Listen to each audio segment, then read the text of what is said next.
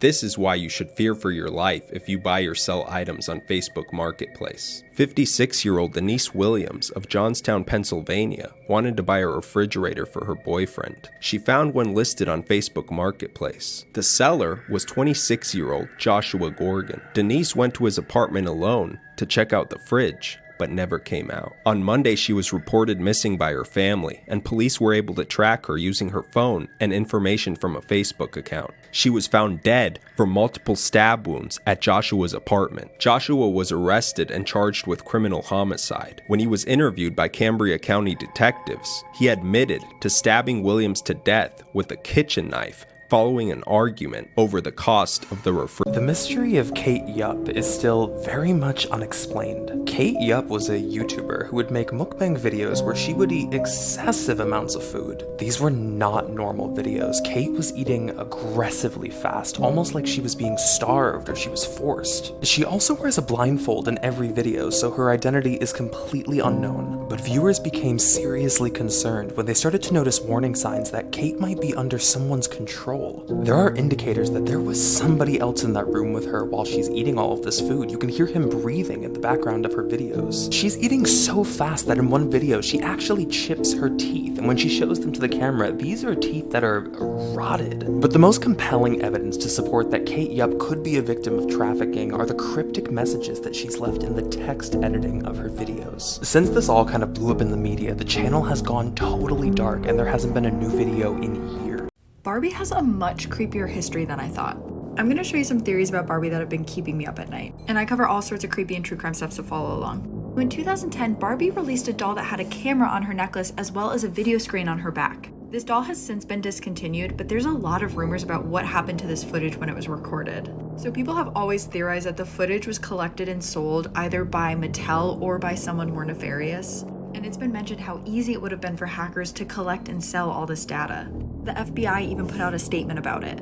Barbie also released and discontinued the Hello doll, which could listen to children and respond with over 8,000 pre-recorded answers. A lot of parents worried that these dolls were potentially recording their children and then selling that data, but this doll also has really concerning reviews. Like, people say that the doll won't take no for an answer. Like, if she asked if you wanted to hear a story and then you said no, she would actually push back and then just tell you the story anyways. And the doll would also ask really specific and targeted questions about children, like how big their families were and if they had any siblings. Was this doll just collecting market data on children, or was it something much weirder? No one could work out why this child kept getting sick. So doctors took a look at the cameras that were set up in the room, and what they saw gave them chills. 9 days after Garrett Spears was born, he was admitted to hospital. Since then, Lacey Spears would care for her son through a myriad of illnesses. No one could figure out why young Gareth kept getting sick. Lacey, the dutiful single mother, would document his illnesses online. She created an online blog where she would chronicle her struggles and document her struggles to find a cure for whatever illness Garrett had.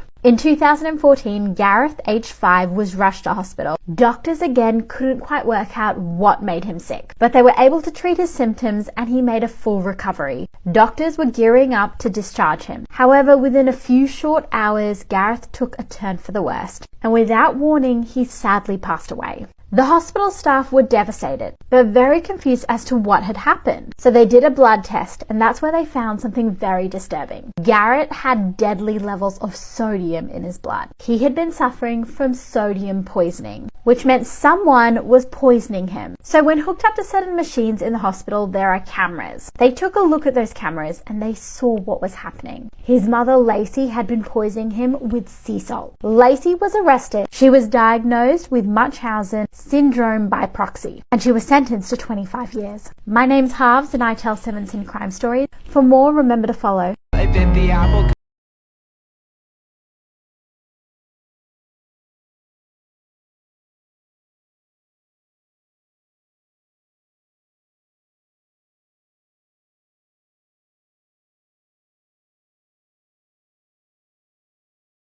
And shoot Geoward in the back 12 times, killing him instantly. With her son-in-law's body on the kitchen floor, Cynthia went on with her birthday celebrations, first going to a local cafe for breakfast, then to a casino, and finally to her favorite coffee shop, where she was brought into questioning by police. And what followed is an interrogation that would make anyone's blood curdle. Come here. I'm so sorry! We're just gonna put handcuffs on just for now. Sorry, just pull up your pants. Where's the knife? Sorry, Dad, I'm sorry, I don't know what's chest! This is police body cam footage that depicts a 12-year-old girl after she just stabbed and killed her 9-year-old brother. She's seen crying and apologizing to police and her mother repeatedly. This would take place on Friday night in Oklahoma. Just sit there for a second. You don't have the knife on you, right? No, I swear I don't. I'm Sorry. I don't. I'm sorry. It would be nighttime and the one parent would be sleeping upstairs when the 12-year-old daughter would stab her 9-year-old brother repeatedly in the chest. She then would go upstairs to wake up her parent to inform them of what she had just done. I was upstairs in my room and I threw it out the window. It's behind the apartment right here. You threw it where? I threw it out my window upstairs. Right up here? Not right there. It's the room. It's the other room. It's right behind the apartment. This apartment right here. The young girl will be taken into custody and is currently being held at the Family Center for Juvenile Justice.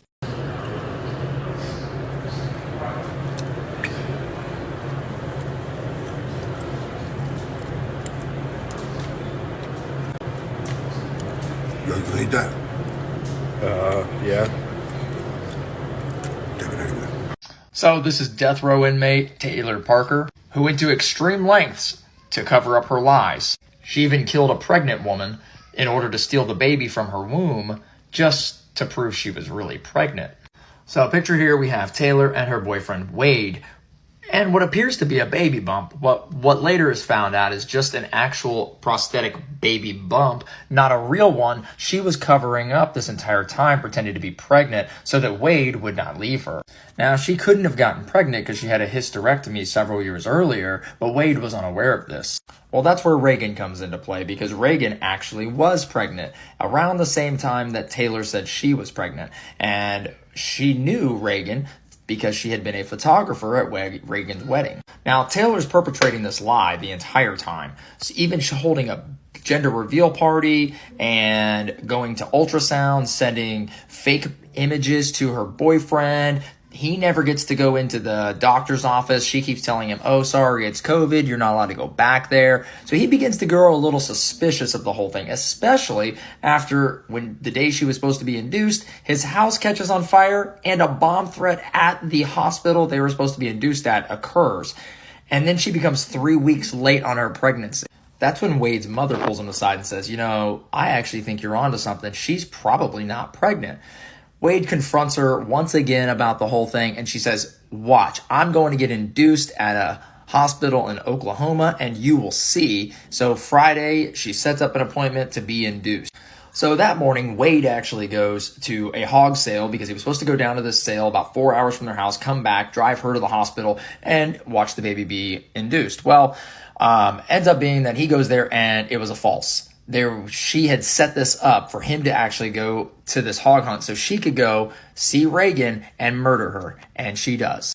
Sadly, she goes over to her friend's house, attacks her, stabs her with a scalpel that she had over 100 times while her little daughter is standing right there. Then she cuts open her stomach and extracts the baby from it and rushes towards the hospital. She gets pulled over for speeding and says, hey, look, I just had this baby. It's unresponsive. Help me, help me. She had actually tucked the umbilical cord into her pants to make it look like the baby was still attached to her. But the hospital staff begins to grow suspect as she refuses to be checked at all, and the baby shows up dead, and they actually heard that there was a baby that was abducted from another murder victim after the mother of Reagan showed up and found her daughter with hundreds of stab wounds. Sadly, at court, all this web of lies comes out. Reagan and the baby were killed. She was sentenced to murder and sentenced to death in Texas, where she currently sits on death row awaiting execution.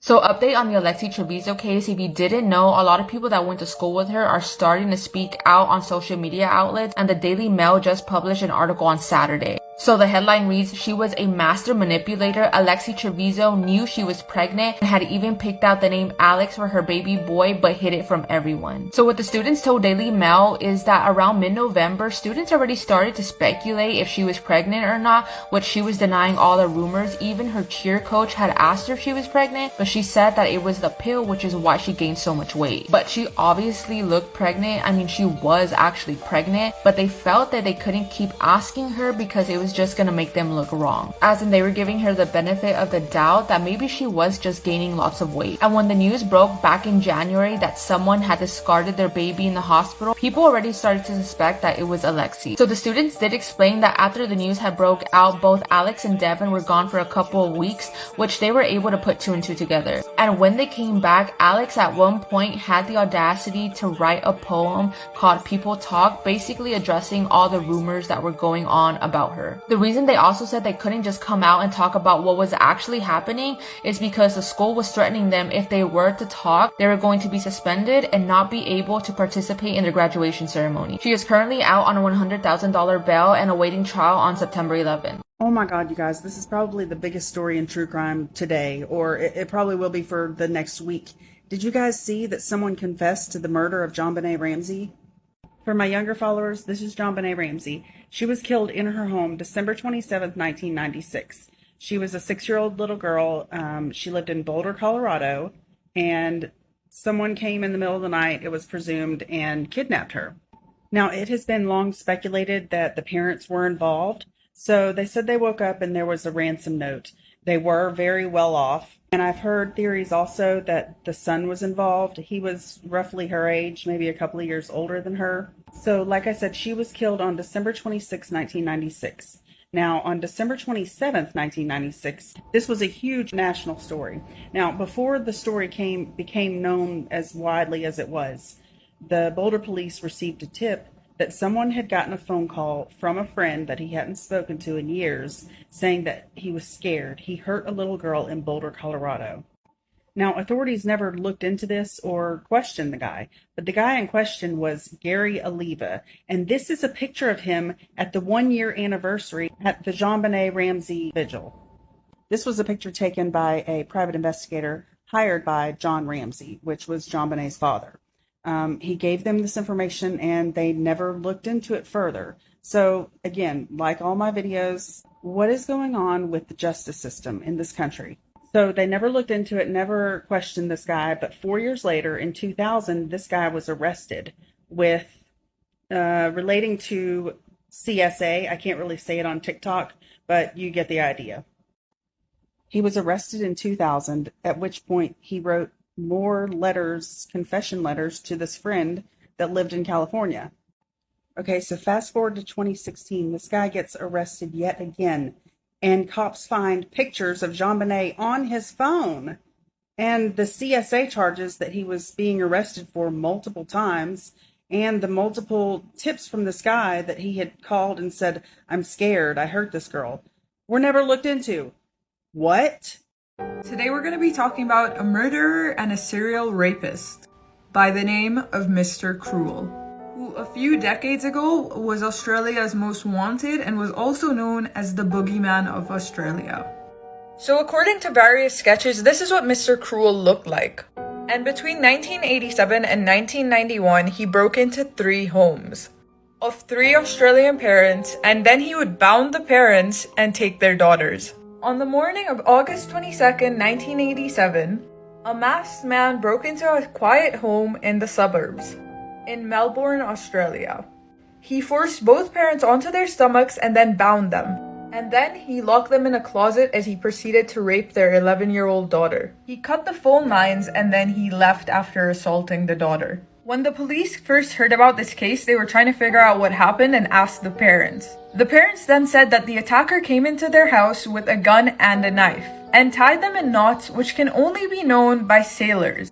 So this gave the police a hint as to who he could be. But because he was wearing a mask, he was unable to be identified. The little girl who was attacked then told the police that he had made a phone call and told the person on the phone call to move their children and also called him a bozo. But when the police looked into it, they found no record of any phone call. This was just something that Mr. Cruel did to throw the police off his case. He was doing this to purposely confuse investigators. And that's when he went for his second victim, Sharon Wills, who was 10 years old. Just days after Christmas in 1988, John Wills, his wife, and their 4 daughters were asleep.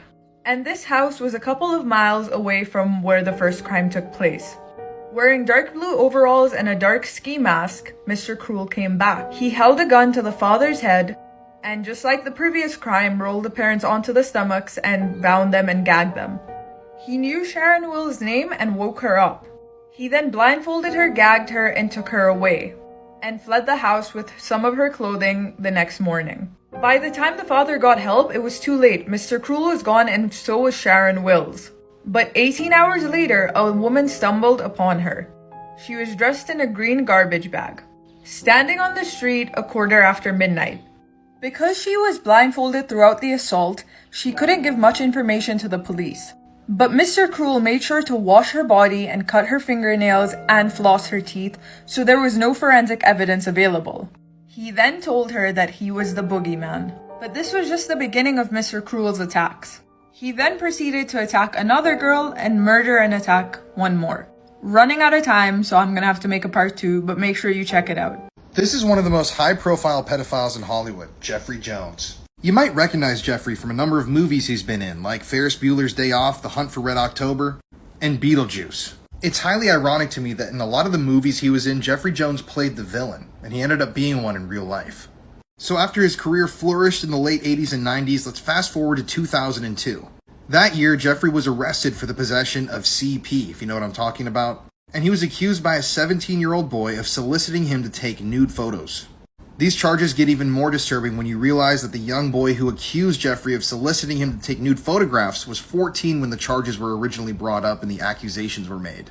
Jeffrey pleaded no contest to the solicitation. He openly admitted that he had done this horrible thing.